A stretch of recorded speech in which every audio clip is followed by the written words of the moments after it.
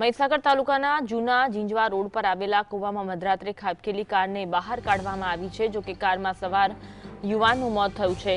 Road પરથી પસાર થતી કાર સાથે એક યુવક કૂવામાં પડ્યો હતો। ઘટનાની જાણ થતાં પોલીસ અને લુણાવાડા ફાયર વિભાગ દ્વારા ક્રેન મારફતે કૂવામાંથી કાર બહાર કાઢવામાં આવી। જૂના ઝીંઝવા ગામના યુવકના મોતને લઈને ગામમાં શોકનો માહોલ જોવા મળી રહ્યો છે। કડાણા જૂના ઝીંઝવા રોડ પર કૂવામાં કાર ખાબકતા યુવકનું મોત થયું છે અને કૂવામાંથી કાર બહાર કાઢવાની કામગીરી કરવામાં આવી હતી અને યુવકનો મૃતદેહ પણ બહાર કાઢવામાં આવ્યો હતો। આ જ અંગે વધુ વાત કરીશું। સંવાદદાતા મેહુલ અમારી સાથે ફોન લાઈન પર જોડાયા છે। મેહુલ, ઘટના અંગે માહિતી આપશો।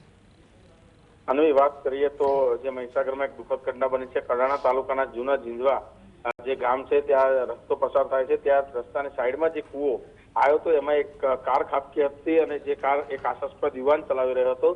કાર સાથે ખાબકતા તે યુવાનનું મોત નીપજ્યું છે। મોડી રાત્રે કૂવામાં ખાબકેલી કારને સ્થાનિકોએ આખરે બપોર સુધીમાં તેમને ખબર પડી। ત્યારબાદ રોડ પરથી જે સ્વિફ્ટ કાર હતી તે પસાર થઈ રહી હતી, તેને લઈને જે આ યુવક હતો તે કૂવામાં ખાબક્યો હતો। ત્યારબાદ જે સ્થાનિક લોકોએ જોયું હતું તે લોકોએ સ્થાનિક પોલીસને તથા લુણાવાડા ફાયર વિભાગને જાણ કરવામાં આવી। ત્યારબાદ ટ્રેન બોલાવી અને જે યુવકને બહાર કાઢવામાં આવ્યો હતો। ભારે જહેમત બાદ આ જે યુવક છે તેને ફાયર વિભાગ દ્વારા બહાર કાઢવામાં આવ્યો।